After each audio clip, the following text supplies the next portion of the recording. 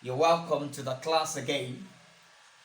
Today, we'll still be discussing Pythagoras Theorem under trigonometry.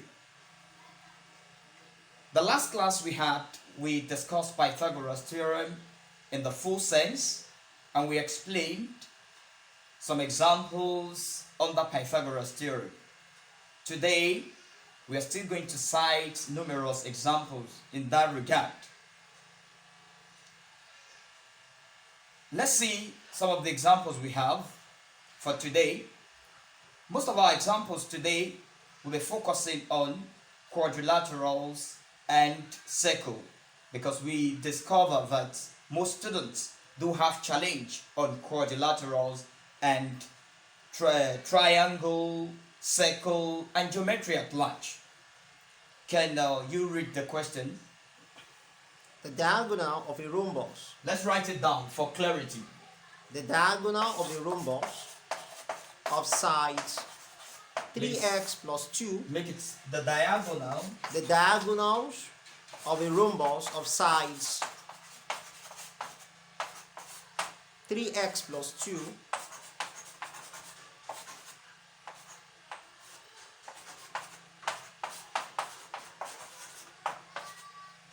of sides 3x plus 2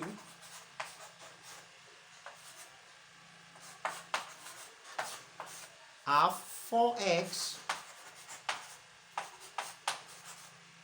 and 5x plus 2 5x plus 2. plus 2. Find the value of x.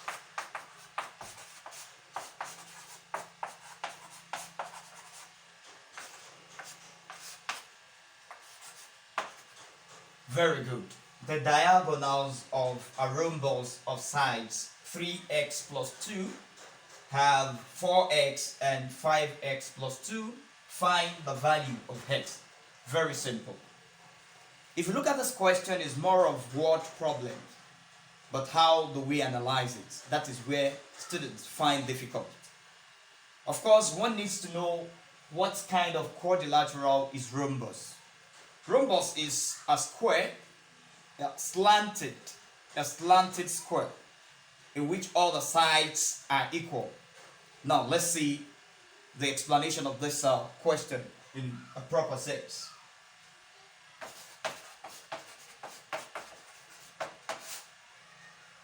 First of all, we draw the diagram, rhombus, because the question says diagonals of a rhombus. Before we do anything, we must construct the diagram.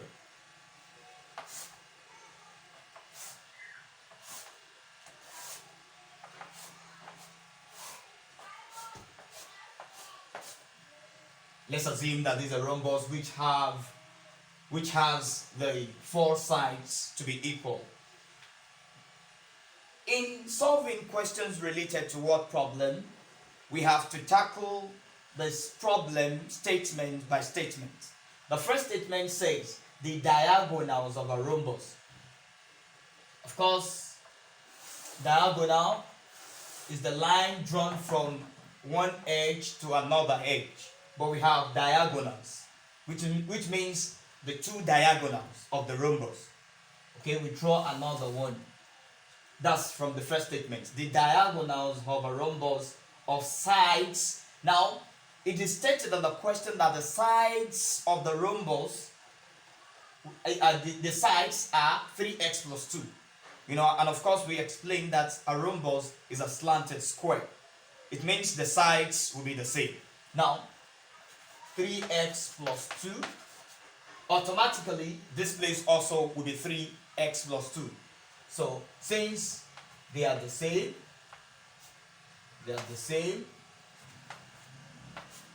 so we can have 3x plus 2, 3x plus 2, 3x plus 2.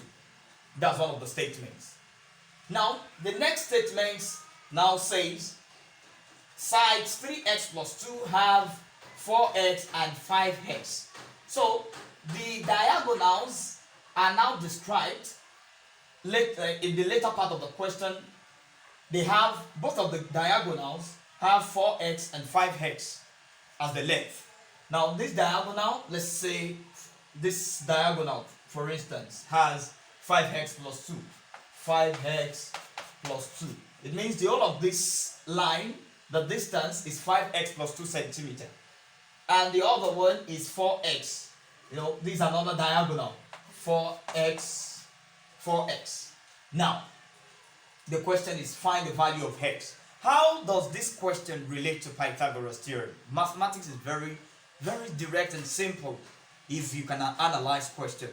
Now, if you look at this, you will see that the diagonal form, as in the intersection of the two diagonals, forms a right angle. This is the where they intersect. You can see a right angle there. This is a right angle. We can have, in fact, form the diagonal forms right angle at the intersection. Now, looking at this, these are the side. We can label this as, see, looking at it, it is discovered from the diagram that this side is the hypotenuse. And depending on where we structure our angle, that will determine which of the sides will be opposites and adjacent. Let's take, for instance, we use this. This is our angle. This will be the opposite and this will be the adjacent. Now, the whole of this line where we have 4x, we will see that half of it is here. Half of it is here. Now we need to get what this, let's label, for example, let's label the side A, for instance, and label this B.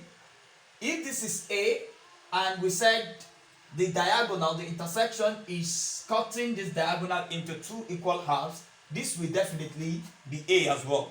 If this is B, and it has been cut into two equal halves, this will also be definitely B. Good. Having cut the diagonals into two equal halves, it is clearly seen that this is a right angle triangle on its own. This is another right angle triangle. This is another one. Very good. It's clear now. Now, how do we go about solving this? We have this length, which is the hypotenuse. We can say hypotenuse equals 3x plus 2. Good. With respect to the angle we have here, this is the opposite. The opposite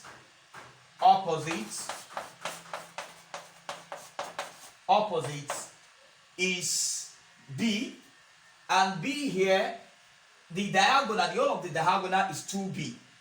And of course, the 2B, because when we had this B and this B together, we have 2B, and 2B is equivalent to 5x plus 2 given in the question. So it means that the opposite will be 2B equals 5x plus 2, but that is not the opposite because the opposite is actually B.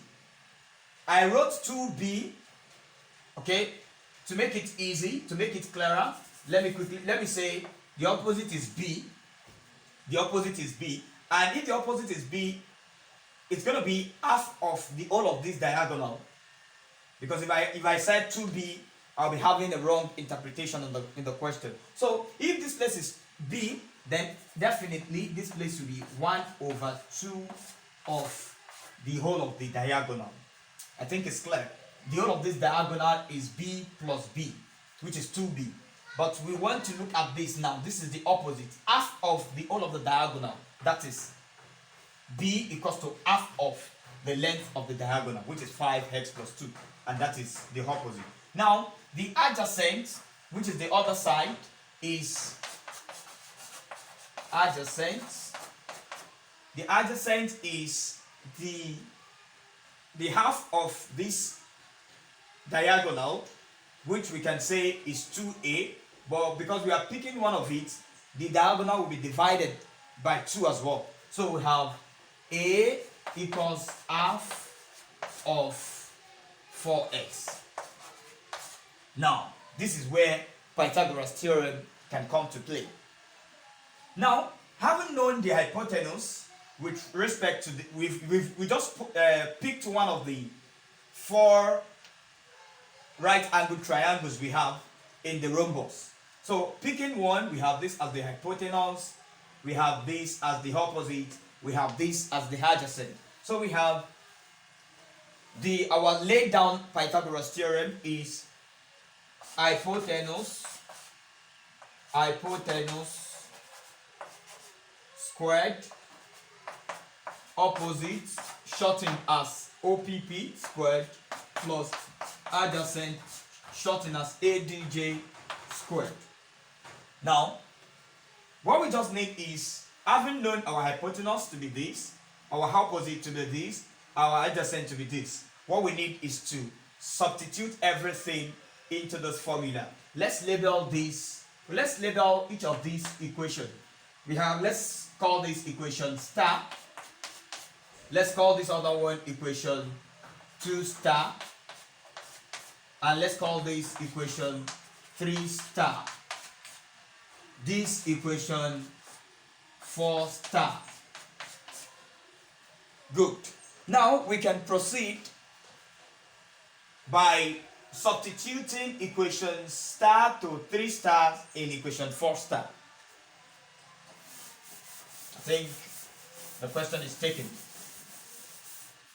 Now, substitute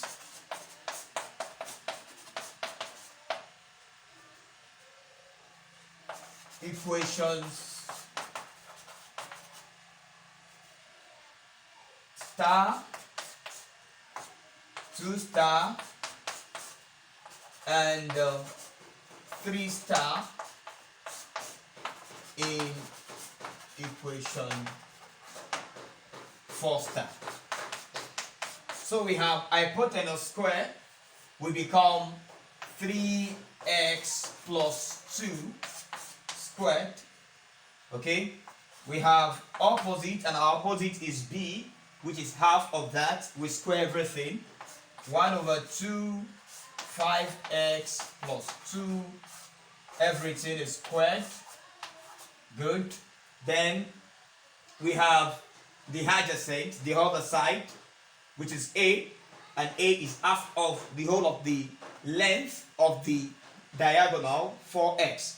We have plus 1/2 4x all squared. I think we're getting it. Now from here, it's very easy. What we need is to do justice with the brackets we have. So opening those brackets, we have 3x.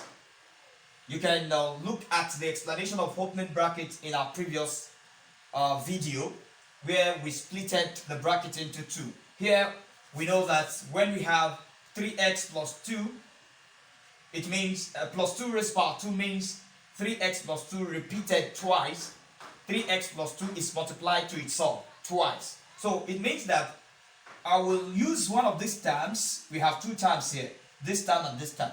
This term will multiply everything in this all of this bracket, because we have it twice. So we have 3x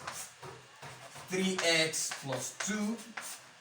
Okay, then we use this term again to multiply itself because it's twice, like I said, plus 2 3x plus 2, and that is the square we have here.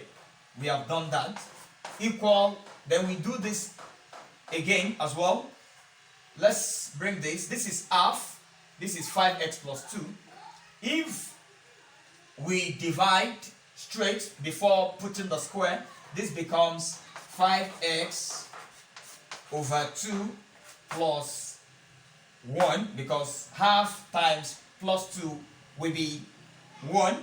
Then put in the square plus, if we divide before using the square, we have 1/2 divided 1/2 times 4x, that is 2x. We have 2x squared. Good. Now from there we can proceed to opening the bracket and solving it one after the other. Now,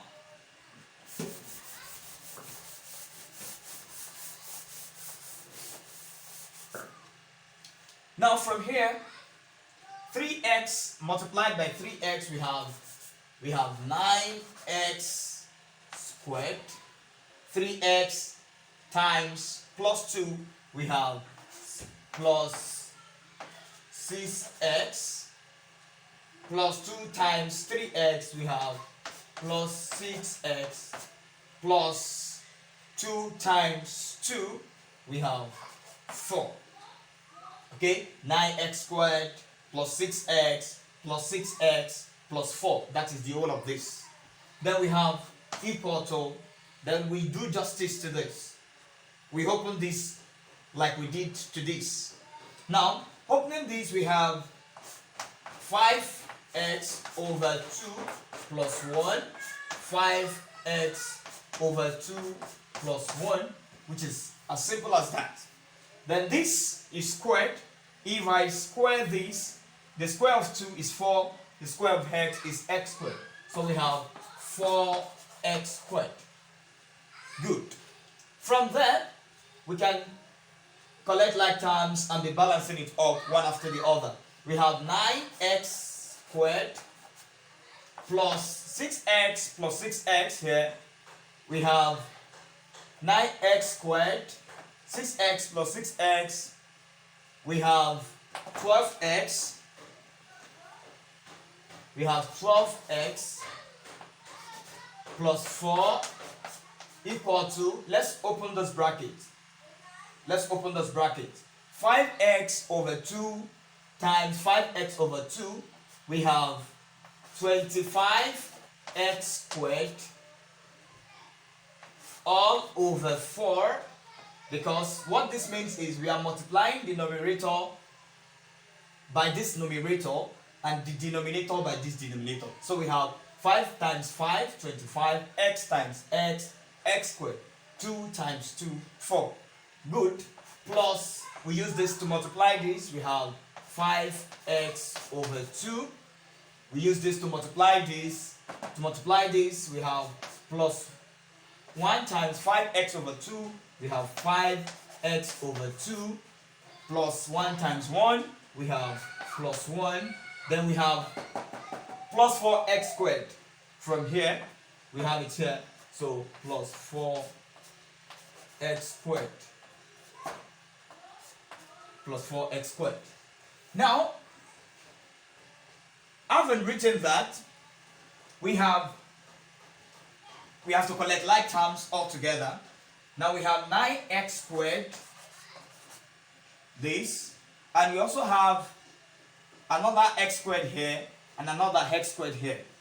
You know, this, the all of this is at the right hand side of the equation, which we can bring to the left hand side. Bringing this and this to the left hand side of the equation, it becomes minus 25x squared over 4. Then this to the left hand side.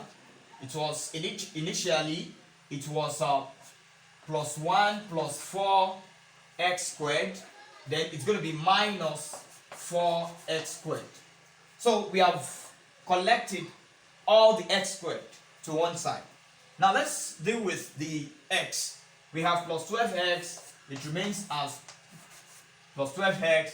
We come here. We have 5x over 2 plus 5x over 2. It means we have 2.5 x plus 2.5 x. That is 5x.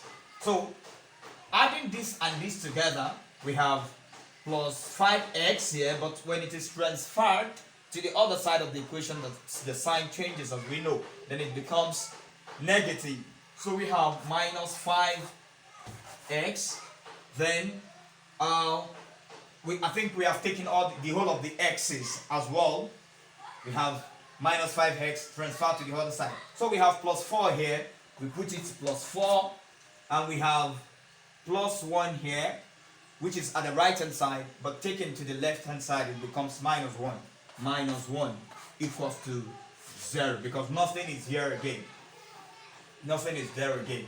So from here now, we can add, subtract, and make the final justice to it. So 9x squared divided by 4 divided by we can, because we have in one of the terms is a fraction, we can decide to multiply through by 4 to make it easier to calculate. Hope we are on track from the beginning, because we must be careful of minus and addition, subtraction and addition, so that it will not give us problem when analyzing. So we have 9x squared plus 12x plus 4. We have 25x squared over 4 plus 5x over 2 plus 5x over 2 plus 1 plus 4x squared. And when we are transferring, we have 9x squared plus 12x, okay, which is this. Okay, we brought this to the other side, minus 25x squared. We brought this minus 4x squared. So we added this together and we had 5x, but we brought it to the other side. We have minus 5x. We have plus 4. It remains as plus 4. We have plus 1 here. Brought to the other side, it becomes minus 1 equals to 0. Good. We are still on point. So let's multiply all through by 4 so that we can have everything here to be in whole number instead of one of them to be in fraction, because this is a fractional value. So multiply through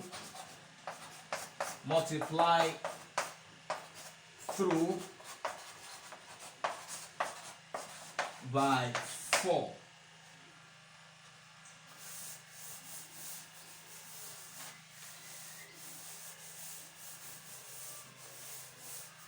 So by multiplying through by 4, we have 36x squared. When 4 multiplies 9, we have 36 minus, this is over 4. By the time we multiply it by 4, 4 cancels 4, then we'll be left with 25x squared minus 25x squared minus 4x, we are multiplying by 4. 4 times 4, that is 16, minus 16x squared multiplied by 4. Okay, let's collect like terms before multiplying. This is 12x, this is minus 5x, that is going to be plus 7x. So plus 7x, or let me write it first so that it will not be confusing. Let's multiply 4 straight away like that. So we have plus 48x, because 4 times 12 is 48. Then we have minus 20x. Okay, we have plus 16 and minus 4 equals to 0. Here we've multiplied everything here by 4. 36x squared minus 25x squared minus 16x squared plus 48x minus 20x plus 16 minus 4 equals to 0. 4 times 0 is 0. Now, let's collect like terms. Okay, in fact, they are collected already. Let's add and subtract and get the final look of the equation. 36x squared minus 16x squared here, or minus 25x squared. We can choose to do it anyhow, since they are all our own number. 36 minus 25, I think we'll be having 11x squared. 11x squared. So we'll be having 11x squared minus 16x squared. So it's going to be minus 5x squared. 11x squared minus 16x squared is minus 5x squared. Plus, we have 48x.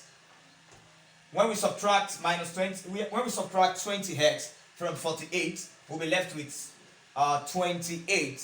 48x minus 20, that will be plus 28x. Okay, then we have plus 16 minus 4. This one will be plus 12. Plus 12 equals to 0. Equals to 0. Okay, now the next thing is we have gotten the look of the equation. This is a quadratic equation without doubt. We have x squared, we have x, and we have the constant term here equals to 0. Now, to make it look more beautiful, we can multiply all through by minus, so that we can have this place to be positive, but it's still okay like this, but to just make it presentable, so that you can see it and get familiar with the normal way quadratic equation looks like. It's also quadratic equation, there's no problem. We can decide to say this minus 5 is the coefficient of x squared, but let's just multiply all through by minus 1. Multiply all through by minus 1. So we have minus 1 times 5x squared, we have x squared, minus 1 times minus 5x squared, we have 5x squared, minus 1 times plus 28x, we have minus 28x, and we have minus 12 equals to 0. Now, to make it easier, we can use factorization method, but since it will be more easy using quadratic formula to analyze it, let's quickly use quadratic formula to analyze it, using this as a coefficient of x squared is a, coefficient of x is minus 20, a equals to 5, and this is b equals to minus 28, and this is c equals to minus 12. Okay, so this is, in case we can see it from there, this is 5, this is minus 28, this is minus 12. Now we have